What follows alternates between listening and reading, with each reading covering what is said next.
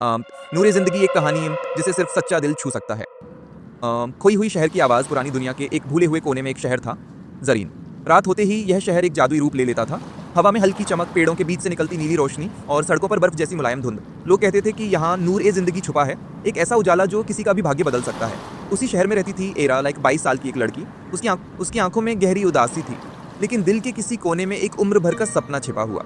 हर रात वह पुराने ब्रिज पर खड़ी होकर किसी गुमनाम इशारे का इंतजार करती।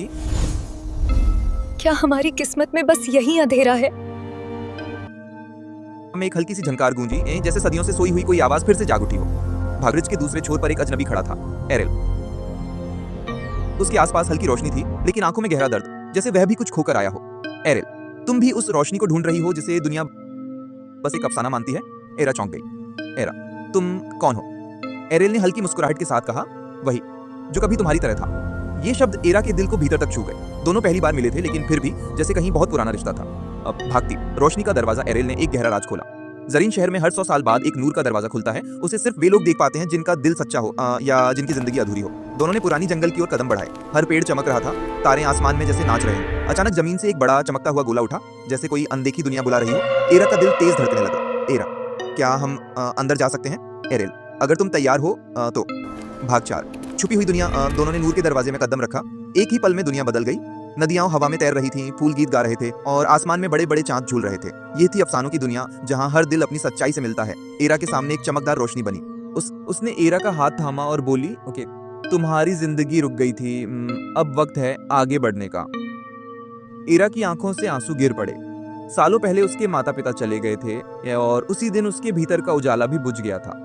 तभी एरेल के पीछे अचानक एक और दरवाजा खुला, जैसे कोई उसे बुला रहा हो। एरा, एरेल, ये क्या हो रहा है? एरेल, मेरी जिंदगी यहाँ खत्म हो चुकी थी। एरा, मैं एक रूह हूँ, तुम्हें यहाँ इसलिए लाया क्योंकि तुम्हें जीना याद दिलाना था। एरा सन्न रह गई। भाग 5, सच्चाई का नूर। एरेल मुस्कुराया, तुम जिंदा हो एरा, तुम्हारे पास पूरी दुनिया है, मैं सिर्फ तुम्हें रास्ता दिखाने आया था। उसकी रोशनी धीरे धीरे हवा में घुलने लगी। एरा, रोकर मत जाओ, मेरा पहला दोस्त, मेरा सबसे सच्चा साथी तुम ही तो हो। एरेल ने उसका हाथ हल्की रोशनी से छुआ। मैं कहीं नहीं जा रहा, तुम्हारी हर रोशनी में रहूंगा। और वह उजाले की तरह खो गया, लेकिन अपना नूर छोड़कर। एरा वापस अपनी दुनिया लौट आई, लेकिन अब वह पहले जैसी नहीं थी। उसकी आंखों में उम्मीद थी, उसकी मुस्कान में रोशनी। हर रात जब चांद निकलता, एरा अपनी आंखों में वही चमक देखती, जैसे एरेल अब पता नहीं आज रात इतनी अलग क्यों लग रही है। जिंदगी रुकती नहीं एरा, नूर उन्हीं को मिलता है जो अंधेरे में भी रोशनी ढूंढ लेते हैं।